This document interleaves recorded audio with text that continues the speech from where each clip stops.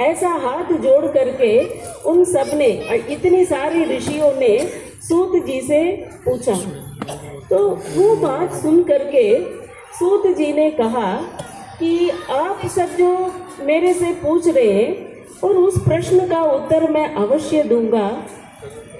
एक बार नारद जी ने पूरा इस संसार में मृत्यु लोक में विचरण करके जब उन्होंने देखा कि यहाँ पे जो भी आत्माएं हैं अपने कर्म अनुसार बहुत कष्ट और दुख भोग रहे, जब इसको देखा उन्होंने, क्योंकि वो जो नारद जी थे वो एक विश्व कल्याण मनुष्य हित के लिए ही वो ये सब विचरण कर रहे थे इस मनुष्य लोक में, मृत्यु लोक में। जब उन्होंने ये देखा कि सारे आत्माएं दुखी, बीमारों से दुखी, अपने कर्मों से दुखी, कष्ट भोग रहे, तो वो इस चीज को मन में लेकर के विष्णु जी के पास जाते हैं। और जब वो जाते हैं तो हाथ जोड़ करके उनकी बहुत महिमा करते हैं। तो उस स्तुति जब वो कर रहे थे तो विष्णु जी ने पूछा, नारद जी बताइए आप क्या संकल्प लेकर के मेरे पास आए हैं। तो उन्होंने यही बात उनको बोली।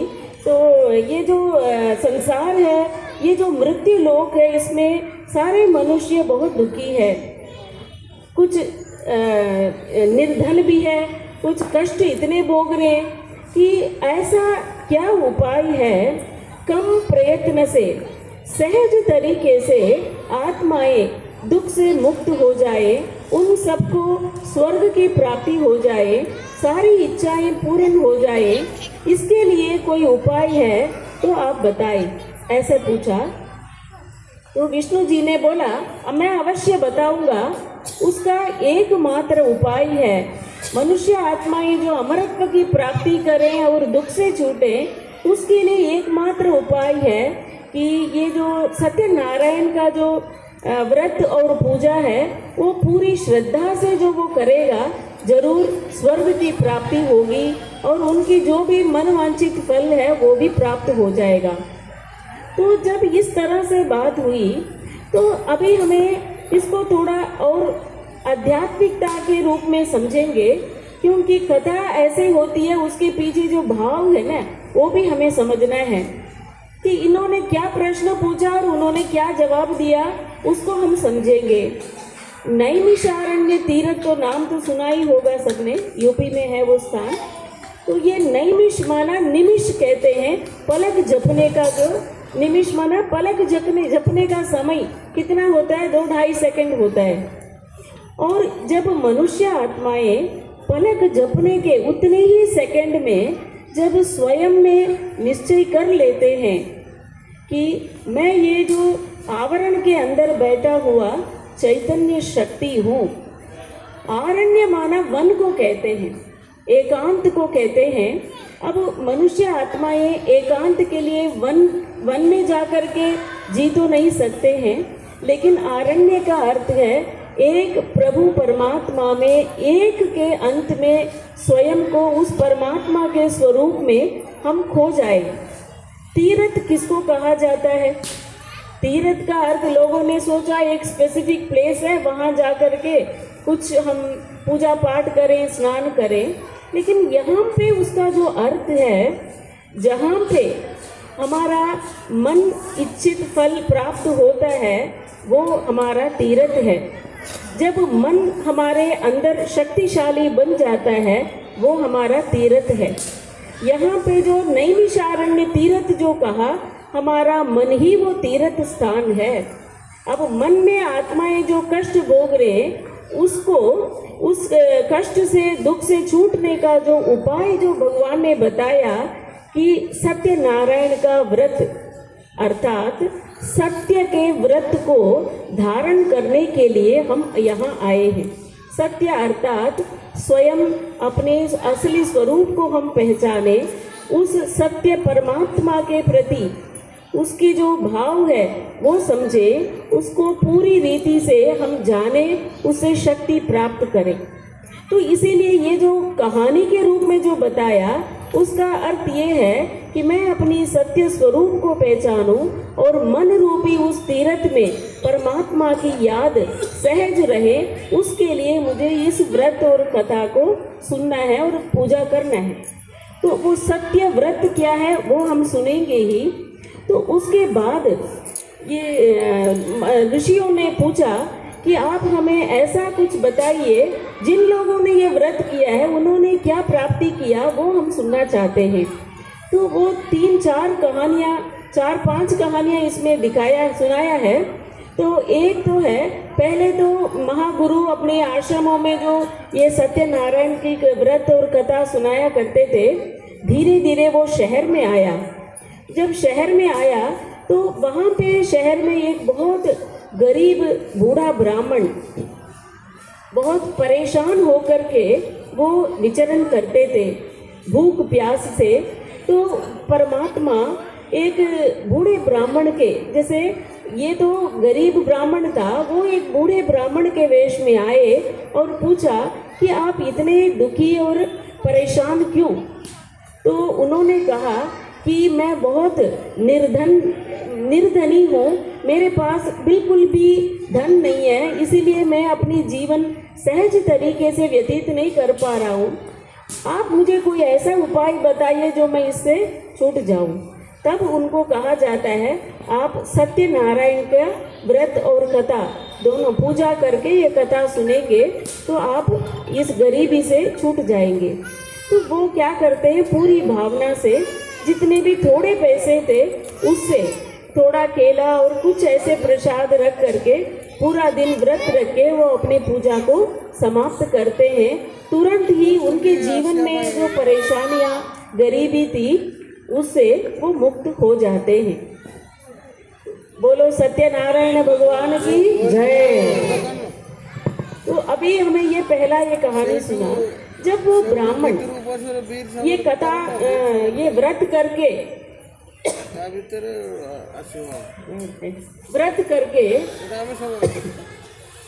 वो अपनी पूरे फल की प्राप्ति कर लेते हैं। उस समय एक गरीब लकड़हार जो होता है वो वहाँ पहुँचता है। तो वो अपनी लकड़ी को बाहर रख कर के अंदर जाता है। तो आप यहाँ पे क्या पूजा कर रहे हैं? तो वो ब्राह्मण उनको कहते हैं कि मेरी गरीबी दूर हो गई इस व्रत से, आप भी जरूर ये सत्यनारायण का व्रत करो तो आपकी जीवन में खुशियाँ और संपन्नता आ जाएगी। तो वो सुनने के बाद वो लकड़हारा सोचता है मेरे पास तो धन ही नहीं है, मैं क्या करूं। फिर उसके मन में आता है एक बहुत धनी व्यक्ति जहाँ रहते हैं वहाँ जाकर के वो उस दिन लकड़ी का पूरा अपना व्यापार करता है, बेचता है, उसको अधिक धन मिलता है। वो बहुत खुश होकर के अच्छी तरह से मित्र संबंधियों को बुला करके वो अपनी जगह पे इस सत्यनारायण पूजा और व्रत को वो धारण करता है, पूजा भी पूरा करता है। उसके जीवन में भी जो दरिद्रता थी और जो उसके अंदर जो कष्ट और परेशानियां थी उससे वो मुक्त हो गया।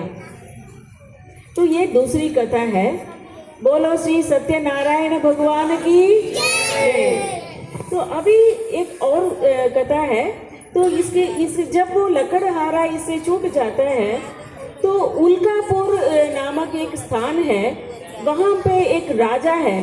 वो देखता है कि हर कोई व्यक्तिगत रूप में इस व्रत को धारण करके इच्छाएं प्राप्त कर, उनकी इच्छाएं पूरी हो जाती है और वो मनवांछित फल प्राप्त कर रहे हैं, तो क्यों नहीं मैं इसको सामूहिक रूप से करूं।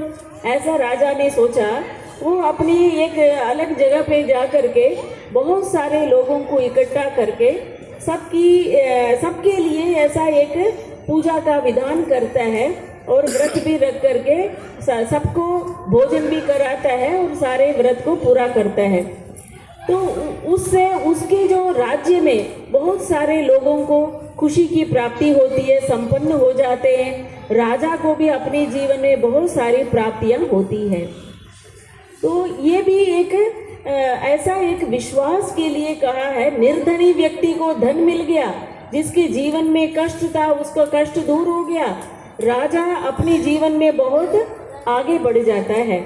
तो ये एक तीसरी कथा है छोटी सी। इसके आगे भी एक और बड़ी हमने तो बहुत प्रसिद्ध कथा भी सुनेंगे। बोलो श्री सत्यनारायण भगवान की। इसके आगे एक जब वो राजा जब ये प्रसाद वितरण कर रहा होता है उस समय एक बनिया है, वो व्यापार करने वाला, वो व्यक्ति वहाँ पर आकर के वो देखता है कि यहाँ क्या हो रहा है। तो राजा उसको कहते हैं कि एक काम करो, उसका नाम साधु था, साधु तुम एक काम करो, आप भी इस व्रत और पूजा को धारण करो और आपके जीवन में सारे कष्ट पूरा हो जाएगा, उससे आप मुक्त हो जाएंगे, मुक्ति को प्राप्त करोगे। तो वो कहता है राजन मेरे पास कोई कमी नहीं और मेरे पास महल माड़ियाँ धन दौलत सब कुछ है, इतने सारे नौकर चाकर है, मैं बहुत सुखी हूँ, मैं इस व्रत और पूजा को करके क्या करूँगा। तो राजा उसको कहता है आपके पास सब कुछ है लेकिन आपके पास वारिस नहीं है, ऐसा बोलता है।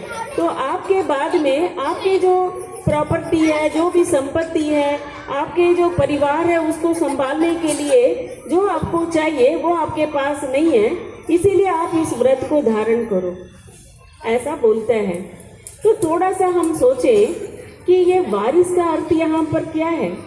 लोग तो सोचते हैं कि मेरे जाने के बाद मेरे चीज़ों को, मेरे संबंधों को संभालने के लिए कोई चाहिए, वो वारिस है। थोड़ा सा आप इसको समझें सही रूप में। जो मैंने कल अच्छे कर्म किए हैं, जो आज मेरे पास सारे, मैं बहुत संपन्न हूँ और मेरे पास सब कुछ है, लेकिन मेरे जाने के बाद उसको करने के लिए तो उसके लिए कोई व्यक्ति चाहिए, या मैं अपने वारिस जहाँ मैं जाऊँ वो मेरे आगे के जीवन को मैं तय करूँ, क्योंकि मैं कहीं से आई हूँ, अच्छे कर्म करके उसके फल को भोगने के लिए आया हूँ। तो इसी कर्म को, इसी अपनी जो संपन्नता है इसको लेकर के मैं कहीं और जाऊँ, ऐसे स्थान पर जाऊँ जो मैं अपने वारिस, मैं कहाँ जाऊँ ये मैं तय कर सकूँ। कोई करोड़पति होता है तो कोई लखपति होता है, कोई और नीचे तो कोई हजारपति, कोई साधारण। तो मैं जा कर के कहाँ जन्म लूँ ये कौन तय करता है? हमारा भगवान नहीं तय करते हैं, हमारे कर्म ही तय करते हैं। तो इसीलिए हम इस बात को अच्छी तरह समझेंगे कि वारिस मैं किसके पास जा कर के अपने आप को वारिस बनाऊं, ये मुझे यहाँ ही इसको डिसीजन लेना है, उस अनुसार पुण्य कर्म की पूंजी जमा करना है। इसको ही उन्होंने कहा कि आपके पास वारिस है, ये पूछा।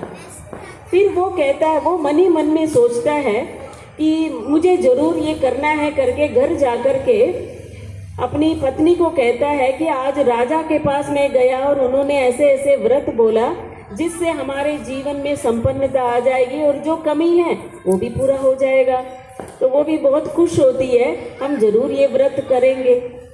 लेकिन वो जो साधु था, वो जो बनिया है, वो हम इसके बाद में भी बताएंगे। वो जो व्यापारी था वो ऐसा जवाब देता है, पहले मेरे घर में बच्चा आएगा उसके बाद मैं ये व्रत करूँगा, ऐसा बोलता है।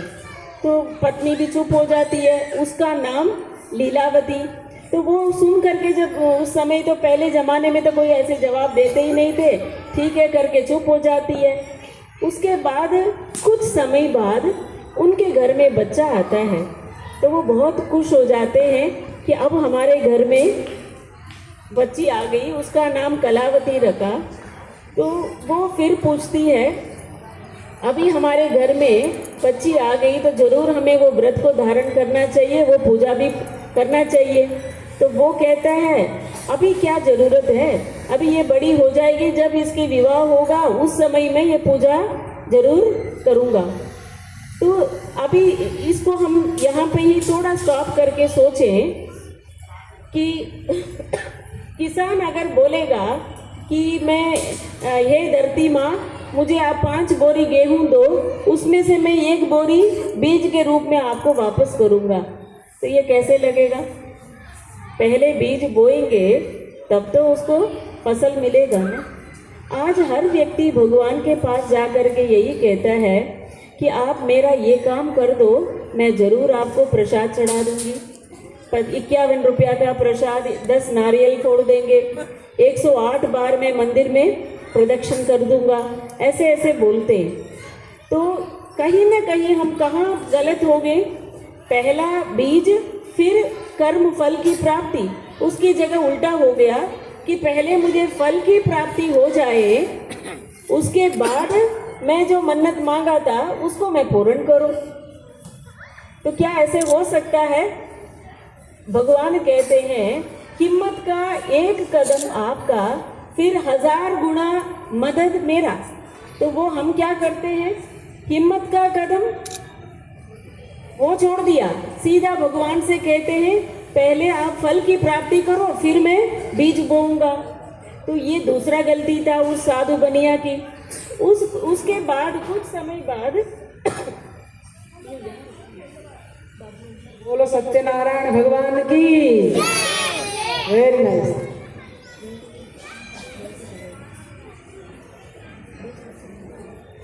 तो अभी हम यही सुन रहे थे कि बीज बोए बगैर कर्म फल की प्राप्ति जब मनुष्य करता है तो उसके अंदर जो लोभ है, संग्रह वृत्ति बढ़ता ही जाता है, लेकिन उसको अंदर से ज्ञान की प्राप्ति नहीं होती है, वो कभी संतुष्ट नहीं रहता है। तो जैसे उसने बोला वो दिन भी आया, उस बच्ची को 20 साल हो गया, उसके बाद एक योग्य वर ढूंढ करके वो बहुत अच्छे से संपन्न हुई उसकी विवाह। बहुत अच्छा, उसी व्यापार उसी बनिए के परिवार से एक आया, वो उनका दामाद बना, उन लीलावती और उनके विवाह संपन्न हुआ। तो उस समय उसकी पत्नी कहती है अभी तो आप ऐसे करो, जो मेरी बेटी की जो शादी के आशीर्वाद तो जरूरी है ना, कम से कम इस समय आप उस व्रत को धारण करो और पूजा समाप्त करो, वो विधान करो, सबको हम प्रसाद भी बांटेंगे, भोजन कराएंगे, ऐसे बोलती है। तो वो तो व्यापारी था, उसको तो मतलब धन खर्च करने में तो था ही नहीं, उसके मन में सिर्फ धन को इकट्ठा करना और कैसे मैं कमाऊं यही था। उसने क्या कोई जवाब नहीं दिया। उसने बोला अभी मेरे मन में ऐसा कोई संकल्प नहीं है। ऐसे बोल करके वो अपनी दामाद को भी ले करके बहुत दूर चला गया धन कमाने के लिए। वो नाव पे चला गया समुद्र पार करके। तो जब वो चला, अभी पहले हमने सुना कौन से वारिस की बात, दूसरी बात बीज बोए बगैर कर्म फल की प्राप्ति की इच्छा रखना, वो गलत है। फिर वो जो अपनी जो संकल्प था, वो जो भगवान से मन्नत मांगा उसने कि मुझे बच्चा दो तो मैं ये व्रत करूँगा, वो अपनी बात पर भी उसको करने की इच्छा नहीं थी, उसको पूरा करने की। तो वो क्या करता है, कई बार क्या होता है, हम भी भगवान से कहते हैं मेरा ये काम हो जाए तो मैं ज़रूर ये कराऊंगी, लेकिन क्या होता है वो मन्नत पूरा हम करते ही नहीं, भूल जाते हैं। 20 साल 25 साल हो जाता है, उसके बाद भी याद नहीं रहता है। तो इसीलिए हम जो मन में संकल्प लेकर आते हैं कि ये मैं करूँगा, वो भी हम नहीं करते हैं।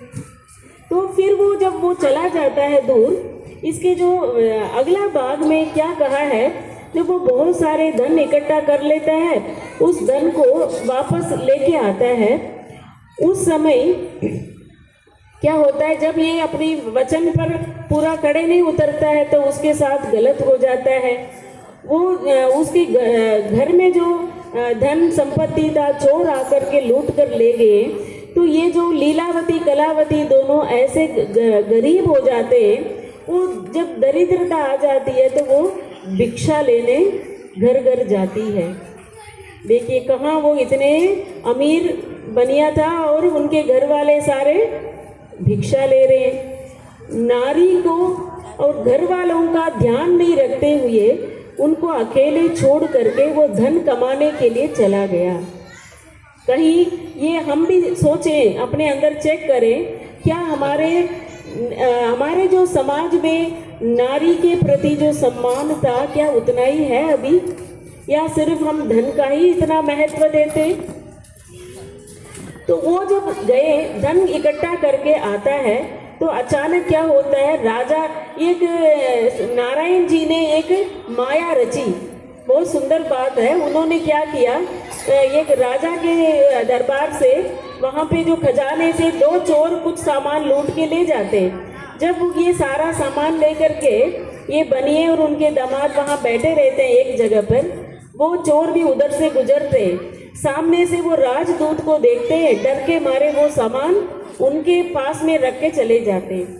जब वो जो राजा के जो सिपाही है वो आते हैं, वो देखते हैं कि ये तो राजा के सामान तो यही चोरी करके बैठे यहाँ पड़ा है, तो वो क्या करते हैं, उनको पकड़ करके राजा के पास ले जाते हैं। तो राजा को जब वो कहते हैं कि यही वो चोर है जो आपके खजाने से लूट करके ले गए, तो राजा भी बिना सोचे समझे, इन्होंने बहुत बार कहा हम निर्दोष है, हमने कुछ किया नहीं, लेकिन उनको पकड़ के जेल में डाल देते हैं। तो वो व्यक्ति पूरी रात जेल में पड़े, सोचते हैं कि हमने कोई पाप तो किया नहीं, गलती किया नहीं, फिर भी हम अंदर क्यों। तो जब ये इधर वो भिक्षा मांग रही है, उधर वो जेल में पूरा परिवार कष्ट भोग रहे हैं, तो फिर वो भिक्षा मांगते मांगते एक स्थान पर पहुंचती है।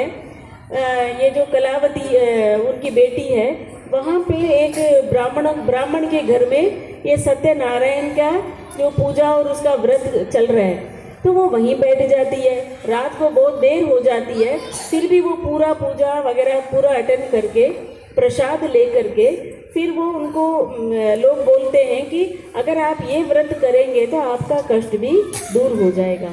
वो प्रसाद लेकर के घर पहुंचती है, वो माँ को कहती है, तुरंत कलावती लीलावती को संकल्प आता है, विचार आता है कि हमने भी भगवान से संकल्प लिया था कि ये व्रत करने का मैंने नहीं किया, इसीलिए मेरे साथ ऐसा हो रहा है। ऐसा करके मन में विचार आता है, फिर वो हाथ जोड़ करके भगवान से क्षमा मांगती है, हे प्रभु मैंने कुछ ऐसे गलती कर लिया, मुझे माफ़ करो, अभी आगे से ऐसा नहीं होगा, तो मेरे जो दरिद्रता आ गई उसको दूर करो और हमारे परिवार का जो कष्ट है उससे हम मुक्त हो जाए, ऐसा हमारे ऊपर आप कृपा करो।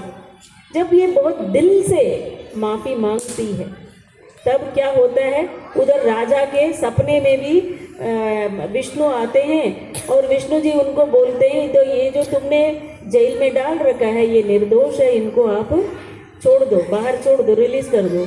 तो वो फिर वो जब उनको समझ में आता है राजा को, उनको अगले दिन बुलाते हैं, उनसे जितने भी सामान लिया वो भी वापस करते हैं, इसके अलावा भी बहुत सारे रतन वगैरह उनको देते हैं और दे करके उनको रवाना करते हैं। बोल सत्यनारायण भगवान की। तो ये जब ये हो जाता है, जब क्योंकि उनके जीवन में जो गलतियां थी, क्षमा याचना, इससे हम क्या सीख रहे, हमें पता है कि हमने क्या गलती किया। कई बार हम अपने मन में ही उन चीज़ों को नज़रअंदाज करते हैं कि कोई बात नहीं, बाद में देख लेंगे, बाद में बोल देंगे, क्या हो गया, मैंने रियलाइज तो कर लिया। लेकिन जब तक हम क्षमा याचना नहीं करेंगे, हमारी जो गलतियां हैं, हमारे जो पाप कर्म है, उससे हम मुक्त कैसे हो सकते। इसीलिए थोड़ा हम हिम्मत करके भगवान से भी क्षमा मांगे, उस व्यक्ति से भी हो सकता है तो सामने से ही हम क्षमा याचना करें, जिससे, क्योंकि जब किसी की अंदर से हाय हो जाती है, हमारे ऊपर लग जाती है, तो हमारा जीवन सुखी रह नहीं सकता।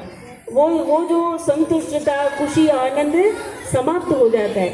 इसीलिए हम क्षमा करना, क्षमा मांगना दोनों ही अपने जीवन में जरूर लेकर आए।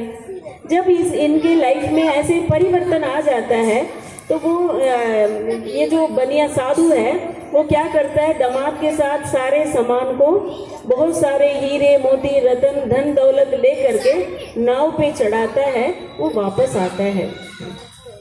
जैसे उनकी नाव चल पड़ी, तब क्या होता है, ये जो सत्यनारायण जी उनकी परीक्षा लेने जाते हैं। वो क्या करते हैं, एक दंडी वेशधारी ब्राह्मण के रूप में उनके सामने प्रकट होते हैं।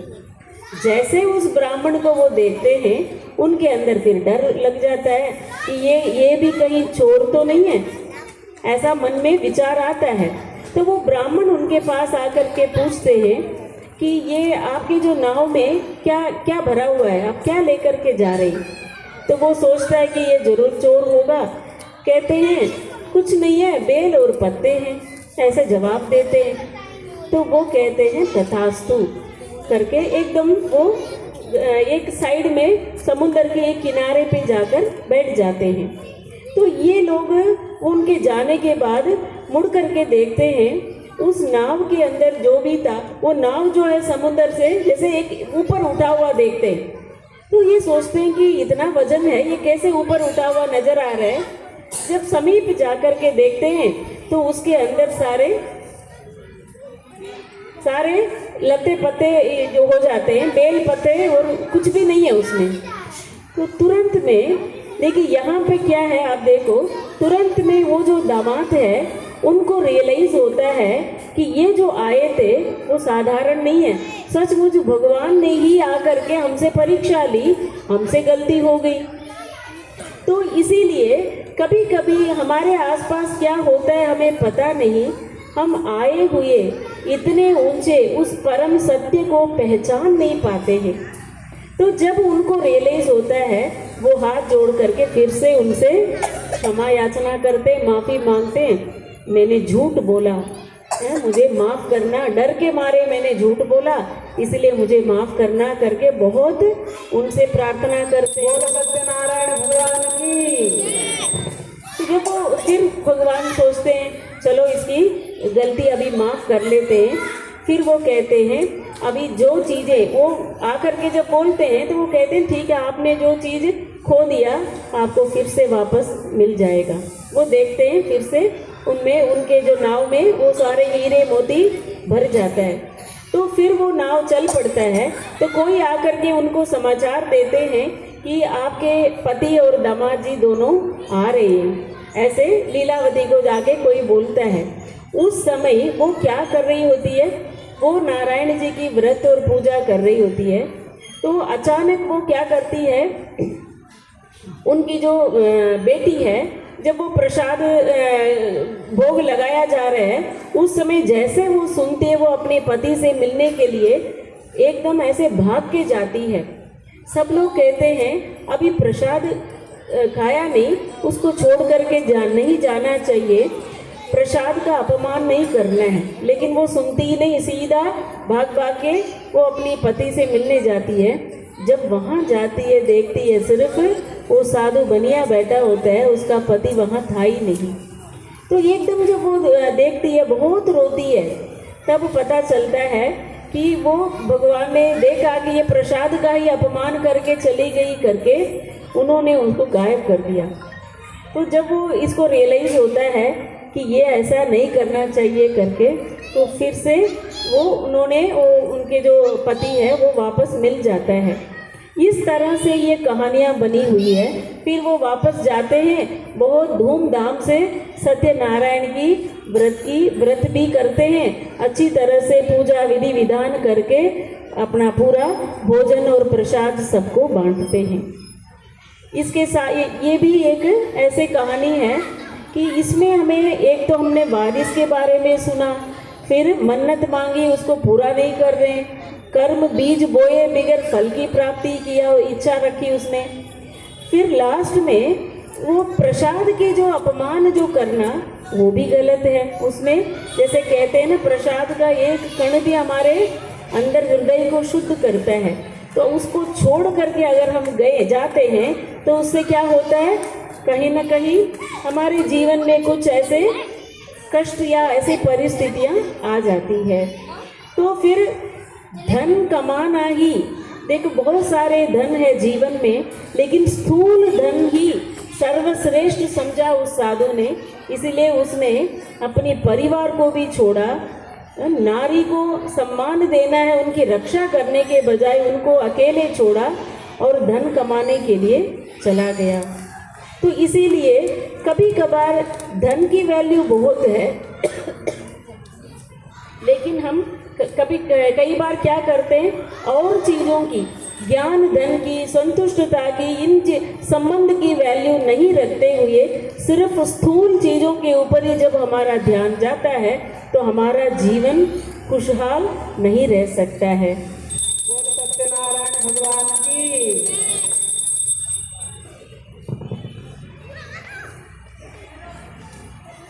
तो इसके साथ एक और कहानी भी दिखाया है, उसमें दिया है, राजा तुंगध्वज भी ऐसे ही करता है। वो व्रत करता है, पूजा भी करता है, लेकिन वो जब प्रसाद का, जब वो भोग और प्रसाद होता है, उसको वो एक भील की जगह जाता है, उससे वो लेता नहीं, स्वीकार नहीं करता है, वो चला जाता है, इसलिए वो भी श्रापित हो जाता है। ऐसी कहानियाँ इसमें दिया है।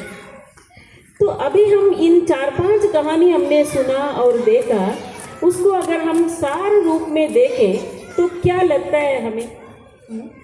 क्या लगता है? इसमें 4 तरह की वर्णों की बात है। एक तो ब्राह्मण, गरीब ब्राह्मण की बात भी दिखाई है उसमें, उसकी कहानी। दूसरा लकड़हारा जो भील है उसका भी दिखाया, राजा की बात भी दिखाई, फिर बनिया या वैश्य की बात भी दिखाई उसमें, वो तो बिजनेस करता है। तो इस संसार में चाहे वो राजा हो या गरीब हो या व्यापारी हो, कष्ट सभी को है। आज हर व्यक्ति अपनी सुख शांति को खो दिया है, उसी की खोज में है। आज हर व्यक्ति अपने चरित्र से गरीब हो गया, धन से भी गरीब हो गया, तो शांति ही शांति उसके जीवन में, वो अशांति में जी रहे, वो कष्ट से छूटने के लिए कोई न कोई उपाय ढूंढ ही रहा है। कभी कभार लोग सोचते हैं भगवान ने भी ये वर्णों की बात कही है क्या? लेकिन इसमें एक चीज हमें समझना है, गीता में भी ये बात लिखी है, चातुर्वर्ण्यम मया सृष्टम गुणकर्म विभागशः। ये जो 4 वर्ण हैं ये मैंने ही बनाया है, और ये जो चारों वर्ण हैं ये गुणों और हमारे कर्मों पर आधारित है।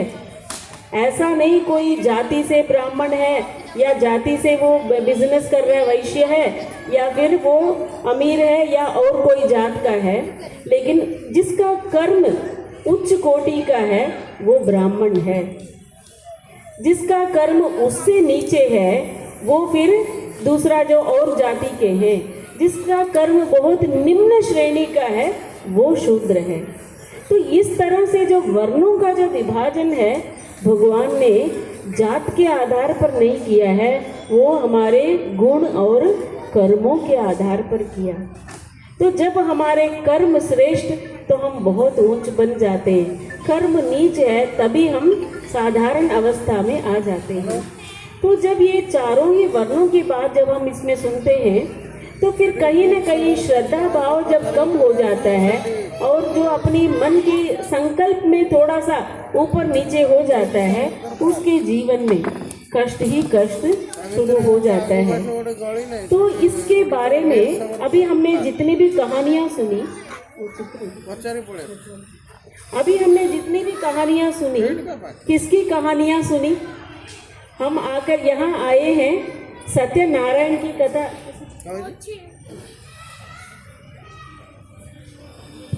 अभी हम यहाँ आए हैं सत्यनारायण की कथा सुनने के लिए, लेकिन अभी तक हमने उन लोगों की कथा सुनी जिन्होंने इस व्रत को किया, जिनको इस व्रत से पूरी प्राप्ति हुई, उनकी कथा हमने सुनी।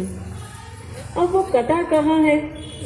जिसकी कथा हम सुनने आए हैं उस कथा का उल्लेख तो कहीं है ही नहीं। इसके ऊपर बहुत रिसर्च भी किया, कहीं भी जिसकी हम कथा सुनने आए हैं श्री नारायण जी की, उनकी माता पिता कौन, उनका जन्म कहाँ हुआ, कथा का अर्थ ये है कि उनके जो जीवन की घटनाएं, उनकी चरित्र, वो कब जन्म की लिया उन्होंने, वो सारी बातें हम सुने हैं, लेकिन उसका उल्लेख तो कहीं है ही नहीं है, हमने सुना ही नहीं है।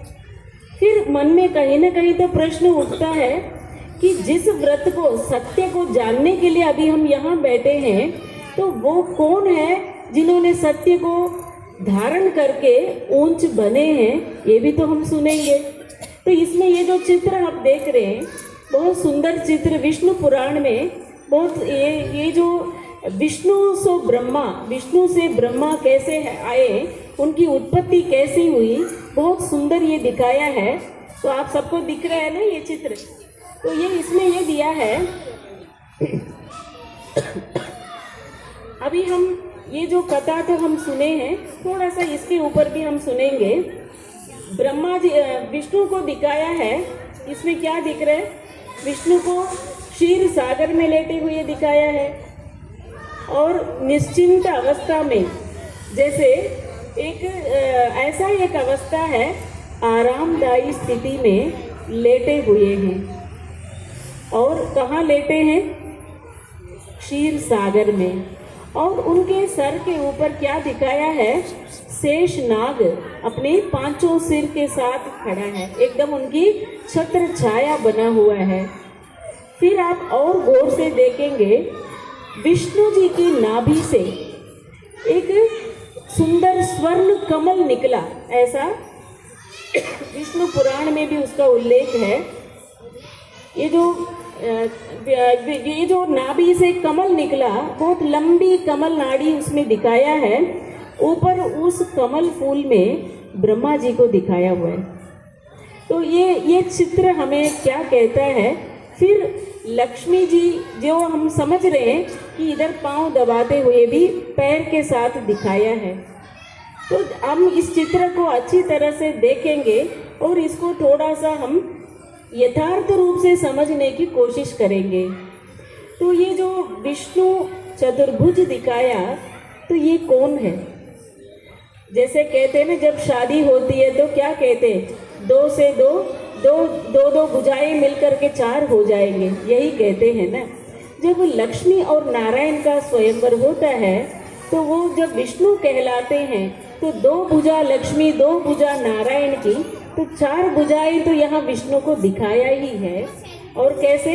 निश्चिंत अवस्था में लेटे हुए हैं, निश्चिंतता अर्थात आनंद की स्थिति में। और क्षीर सागर में क्यों लेटेंगे कोई? ये भी तो कभी हमने सोचा ही नहीं है। कोई व्यक्ति क्षीर के सागर में कैसे लेटे? वो तो इतना बड़ा चक्रवर्ती राजा है, उनके इतने बड़े महल है, पानी में आकर के या क्षीर सागर में लेटने का अर्थ क्या है? कहते हैं ना, ये जो संसार है वो सागर के समान है। जब इस धरती पर सतयुग था तो क्षीर सागर के समान था। ये जो संसार है, इसमें किसी चीज की कोई कमी नहीं थी। तो अप्राप्त कोई वस्तु नहीं कहते हैं, तो ऐसे सुंदर दुनिया थी। तो अब वो इसमें 5 शेष नाग दिखाया है, 5। हाँ, तो वो क्या कहता है? ये जो प्रकृति है वो उनकी दासी बन गई और विकारों पर विजय प्राप्त करके ये जो नाग है उनकी रक्षा कर रहे हैं। एक ऐसे अवस्था दिखाया है। फिर आप देखेंगे कि सतयुग में, या जिसको हम स्वर्ग या वैकुंठ कहते हैं, वहाँ पर धन का जो स्थान है वो कहाँ था? चरणों में था। वहाँ पे इतना अखुट खजाना था और भरपूरता थी। कोई भी व्यक्ति, अभी जो हम कहानियों में भी सुनते आए, धन के लिए उसने सब कुछ कर दिया, तो धन के पीछे कोई व्यक्ति नहीं था। संपन्नता थी तो धन को कहाँ दिखाते? चरणों में दिखाया। जब ऑलरेडी लक्ष्मी चतुर्भुज के रूप में विष्णु के साथ है, तो ये धन है, इसीलिए धन लक्ष्मी कहते हैं, ना कि विष्णु की पत्नी है। ये एक चरणों में धन दिखाया है वहाँ पे। और ये जो चरणों में कोई पांव दबाने की कोई बात नहीं है, वहाँ पे किसी को कष्ट होगा ही नहीं है जो पांव दबाए हमारे, है ना। तो इसीलिए ये दिखाया है धन का जो स्थान चरणों में है। फिर आप देखेंगे नाभि से कमल निकला हुआ। इसमें विष्णु पुराण में एक बहुत सुंदर श्लोक के रूप में इसका उल्लेख है। मैं अभी इसको आपको सुना दूंगी, उसको आप समझना। तस्य नाभ्याम ततो जातः सहस्रांशुस्तयोदधिः तस्मिन् कमलसम्भूतः सहस्रो रूप प्रजापतिः। तो भगवान विष्णु जब वो क्षीर सागर में अंदर नीचे लेटे हुए थे, उनकी नाभि से सहस्रांशुस्ततो दधिः उदधि, ऐसे सुंदर इतना चमकता हुआ, हजारों ऐसे चमकता हुआ जैसे कमल फूल, सूर्य के समान चमकता हुआ कमल फूल निकला, स्वर्ण कमल, उससे ब्रह्मा की उत्पत्ति हुई। इसमें ऐसा लिखा है। तो जब आप इस चित्र को और देखेंगे, उसके बाद लिखा गया है कि जब ब्रह्मा जी देखते हैं कि चारों तरफ जलमय है ये सृष्टि, चारों तरफ कुछ भी नजर नहीं आ रहा है, तो आवाज उठाते हैं कि वो अंदर से पूछते हैं कि वो देखते हैं जब कोई भी नजर नहीं आता है कि मेरी रचयिता कौन है, किसने मुझे रचा, कि मैं कहाँ हूँ, मैं कौन हूँ, ऐसे आवाज अंदर से उनका निकलता है, पूछते हैं। फिर जब कहीं कोई आवाज नहीं आता है, फिर ऐसे नीचे देखते हैं, विष्णु जी नीचे लेटे हुए हैं, वो दिखाई दे रहा है उनको। फिर वो क्या करते हैं, उसमें ऐसे सुंदर दिखाया, जब उनकी आवाज नीचे पहुंचता है, विष्णु जी उनको जवाब देते हैं, मैं जो हूँ तुम वही हो। क्या कहा? मैं जो हूँ तुम वही हो, तुम जो हो वही मैं हूँ, ऐसा आवाज निकलता है। तो इसका अर्थ क्या है? मैं जब इस सतयुग में विष्णु के रूप में या नारायण के रूप में था, वही विष्णु या नारायण पूरा जन्म लेते लेते कलयुग अंत तक पहुंचता है, वही ब्रह्मा बनते हैं। इसीलिए नाभि से ब्रह्मा का कनेक्शन दिखाया, मैं जो हूँ तुम वही हो। मैं सतयुग में नारायण था, तुम कलयुग में नर बन गए, वही नर ब्रह्मा है, वही मैं हूँ, जो मैं हूँ वही तुम हो। इसीलिए ये जो चित्र बनाते हैं भक्ति मार्ग में, ये सारे ही प्रतीकात्मक है, सिंबॉलिक है। उसको समझने के लिए किसी के पास न समय है न जरूरत लगता है, इसलिए हमने उसको पूरा समझा नहीं। ब्रह्मा ही विष्णु बनते हैं, विष्णु ही ब्रह्मा बनते हैं। इसके आगे बहुत सुंदर एक बात दिखाया है कि कमल नाल से वो खोज करके निकल रहे हैं, ये इधर से अंदर जा रहे हैं। 5000 वर्ष उन्होंने यात्रा किया, ऐसा भी लिखा है। 5000 वर्ष कोई कमल के नाल से कोई यात्रा कर सकता है? ये क्या कहता है, इसका अर्थ क्या है? जैसे जैसे सतयुग से लेकर काल चक्र घूमता ही गया, धीरे धीरे धीरे वो बदलते बदलते सतयुग से त्रेता आया, त्रेता से द्वापुर आया। कौन यात्रा कर रहे हैं? नारायण जी ने अपनी यात्रा करके वो अंत में जब कलयुग में पहुँचे, तो वही नारायण नर के रूप में जन्म लेता है। वो है सत्यनारायण भगवान की। तो वो है प्रजापति, जिसको लिखा है वो है प्रजापिता ब्रह्मा। तो अब ये जो सुंदर कनेक्शन जो दिखाया है, तो कमल नाड़ी भी क्या कहता है? चारों युग, क्योंकि बहुत उसमें लंबा दिखाया, ऐसे ऐसे बना हुआ है, उसमें चारों युगों की रूप दिखाया है। और पांव दबाने वाली कोई बात होती ही नहीं, क्योंकि ऐसा समाज था जहाँ नारी का सम्मान था, पहले लक्ष्मी फिर नारायण। इसीलिए यहाँ पे धन को दिखाने के लिए धन लक्ष्मी के रूप में, लक्ष्मी को यहाँ धन लक्ष्मी के रूप में दिखाया है। तो दूसरी बात, फिर विष्णु के हाथ का जो अलंकार है, इसको भी हम समझेंगे। और इससे पहले संकल्प से सृष्टि, ये बात भी हमने सुनी है। अब संकल्प से सृष्टि क्या होता है? जैसे जैसे मनुष्य के विचार होते हैं, वैसे वैसे उसकी सृष्टि चारों तरफ निर्माण हो जाता है। जब इस धरा पर स्वर्ग था, तो सबके विचार बहुत श्रेष्ठ ऊंच था। तो जब इतनी सुंदर धरती थी, सबके मन में सुंदर विचार था, तो चारों तरफ जो हमने सृष्टि रची वो कौन सी थी? स्वर्ग या वैकुंठ था। धीरे धीरे मन में विचार बदलते गए, नेगेटिव और जैसे ईर्ष्या, द्वेष, घृणा, ये सब आता गया। तो हमारे चारों तरफ जो सृष्टि थी वो क्या हो गया? बदलते बदलते वो कलयुग बन गया। अब जैसे मनुष्य का जो संकल्प है वैसे ही कलयुग रच दिया। जैसे कहते हैं ना, जो मैं सोचूंगा वही मेरे पास आएगा। तो ये जो संकल्प से हमने आज की सृष्टि संकल्प से हमने ही रची, भगवान ने नहीं रची है। तो संकल्प से जब सृष्टि रची गई है तो उसमें अभी हमें कलयुगी सृष्टि को हम अपने ही विचारों से, श्रेष्ठ संकल्पों से हमको बदलना है। उसके लिए अभी हम क्या देख रहे हैं कि ब्रह्मा और विष्णु के बीच में जो कनेक्शन तो हमने सुना, लेकिन इतना अंतर क्यों? ये आत्मा तो एक ही है, क्योंकि हम जानते हैं जब श्री कृष्ण का जन्म होने वाला होता है तो देवकी को क्या होता है, विष्णु का दर्शन होता है, एकदम प्रकाश ही प्रकाश हो जाता है। तब वो कहते हैं अब मैं ही आपके बच्चे के रूप में जन्म लेने वाला हूँ, मैं आपके पास आ रहा हूँ, ऐसे बोला। इसका अर्थ क्या है तो वो विष्णु के रूप में खड़े हैं। तो जब आत्मा की बात है ना, ये तो वो आकर मैं वहाँ, इसमें भी जो कहा तुम जो हो वो मैं हूँ, ये दोनों फर्क है, लेकिन है तो एक ही ना। क्या अर्थ है इसका? जब हम ये जो आवरण हमारा बदलता है, लेकिन चैतन्य शक्ति आत्मा तो वही है। जब इस आवरण में है, देवता के आवरण में है, तो वो महाविष्णु है, और नर के आवरण में है तो वो ब्रह्मा है।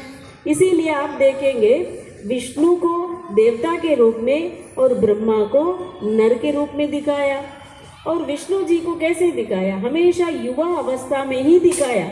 कभी देवताओं को बूढ़े हुए ओल्ड एज देवता दिखाया? कहीं नहीं दिखाया। और ब्रह्मा जी को हमेशा बूढ़े ही दिखाएगी। तो इसका भी अर्थ है, जैसे दाढ़ी मूछ वाला दिखाया ब्रह्मा को, और विष्णु जी को कैसे दिखाया? दाढ़ी मूछ तो नहीं, युवा अवस्था में सुंदर दिखाया।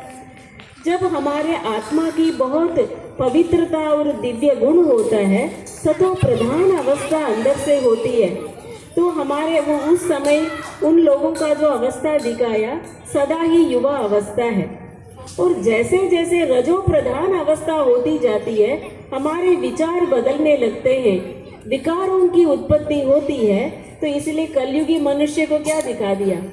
नर को भी दाढ़ी मूछ दिखा दिया, नारी का अपना दिखा दिया अलग।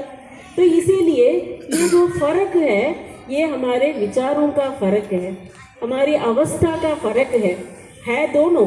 इससे क्या पता चल रहा है? आत्मा का ज्ञान हमें समझ में आ जाता है, तो इन दोनों की जो एक, उसमें जो एकता है उसको हम समझ, बाहरी रूप से वो अलग अलग है, कैसे वो एक है वो ये समझ में आ जाता है। तो अब ये ब्रह्मा, विष्णु ही ब्रह्मा है, तो इस ब्रह्मा को भी तो विष्णु बनना है ना, तो वो कैसे बनेंगे? वो कौन बनाएगा? तो यहाँ पे इसके बारे में भी बहुत सुंदर बातें लिखी है। सत्युग के बारे में तो हमने सुना ही है कि ऐसे सुंदर दुनिया थी जहाँ पे आपस में इतने भाईचारे से रहते थे, किसी चीज़ की कमी नहीं थी, सोने हीरे के महल थे, आत्मिक स्मृति, एक दूसरे के प्रति सच्चा प्रेम भाव था। जैसे कहते हैं ना, राम राज्य था तो ताले नहीं लगे होते थे, निर्भय थे, बीमारी नहीं थी, रोग शोक नहीं था, तो सभी एक उच्च जीवन मुक्त अवस्था में थे। तो लेकिन ये जो कलयुग बन गया अभी, ये जो हम और आप जो नर और नारी ऐसे साधारण बन गए, सिर्फ एक ब्रह्मा की बात नहीं है। तो उन हमारे जो जीवन का जो लक्ष्य, जैसे अभी पहले भी हमने सुना, सत्य को जानना, सत्य की प्राप्ति करना उस परमात्मा के, उसके लिए फिर से उस देवत्व की प्राप्ति मुझे करना है, तो कराने वाला तो कोई चाहिए ना। तो हम इतने ऊंच, हम ही ऐसे साधारण बन गए, कौन कराए? तो इसके लिए बहुत सुंदर बात शिव पुराण में मैं आपको वो श्लोक बताऊंगी, उसको आप समझना कि इसमें लिखा है कि सृष्ट्यादौ ब्रह्मणां सृजति शिवस्तस्मिन् प्रवेशयः ज्ञानं ददाति ब्रह्मा ज्ञात्वा सृष्टिरचयति। जैसे सृष्टि के जो आदिकाल कहें या बिल्कुल अंत कहें, दोनों एक है। उस समय नाभि कमल से ब्रह्मा जब बैठे होते हैं तो उसमें निकले हुए हैं, तो उनको क्या होता है, जब परमात्मा जो ज्योति है वो ब्रह्मा के ललाट में प्रवेश करते हैं, उनको ब्रह्म ज्ञान दिया गया। किसने? परमात्मा शिव ने। उस ब्रह्म ज्ञान के आधार से ब्रह्मा ने नई सृष्टि रची, ये लिखा है। तो अब हम थोड़ा इसको सोचें कि वो कौन सा समय था सृष्टि का, जो कलयुग के जो अंत समय तो यही है। इसी समय पर परमात्मा जो मनुष्य देव आत्मा थे, साधारण नर बन गए, उसी नर को जो ब्रह्मा के ललाट में प्रवेश करके ज्ञान दिया। ये गीता में भी बहुत सुंदर बातें इसके बारे में लिखी है।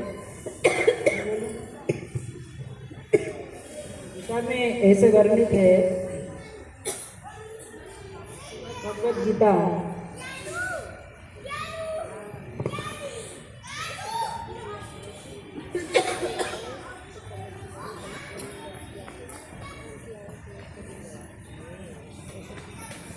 यदा यदा हि धर्मस्य ग्लानिर्भवति भारत अभ्युत्थानम् अधर्मस्य तदात्मानं सृजाम्यहं परित्राणाय साधूनां विनाशाय च दुष्कृता धर्म संस्थापनार्थाय संभवामि युगे युगे।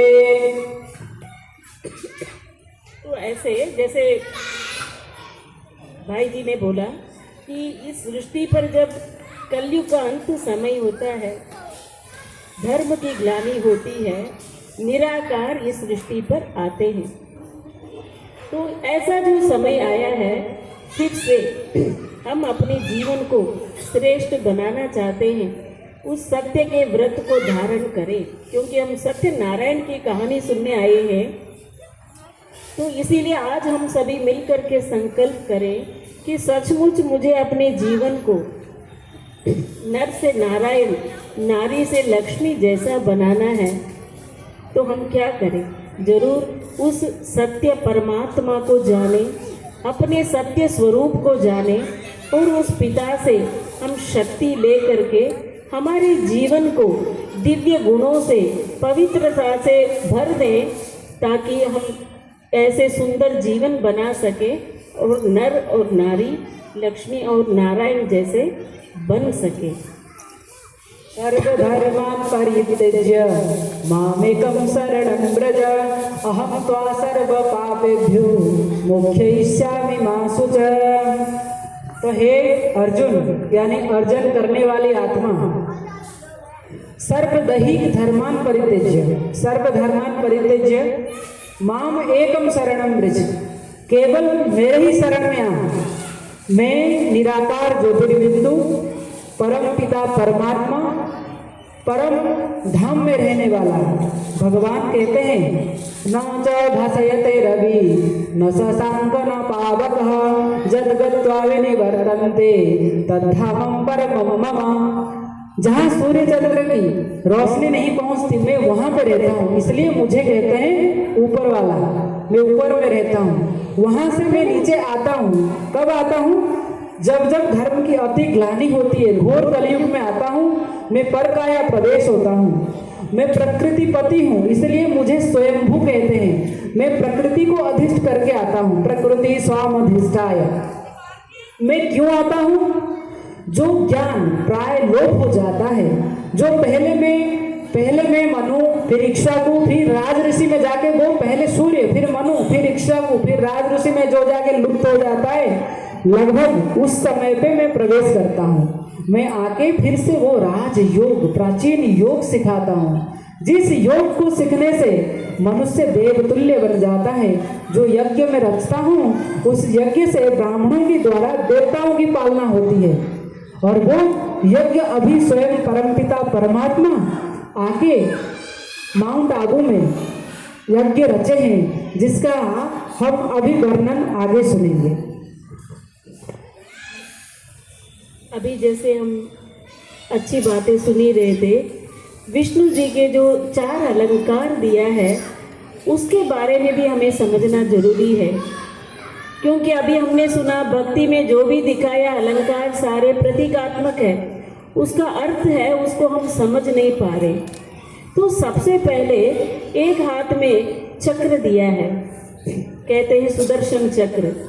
तो अभी हमें इसका सही मायने में अर्थ क्या है, जब हम स्वयं को जानेंगे, स्वयं का दर्शन हो जाता है, तो मैं आत्मा इस संसार में इतने जन्मों से जन्म लेते हुए आई, तो मैं कौन थी, अब फिर से मुझे क्या बनना है, इसका ज्ञान अंदर से मुझे जागृत हो जाता है।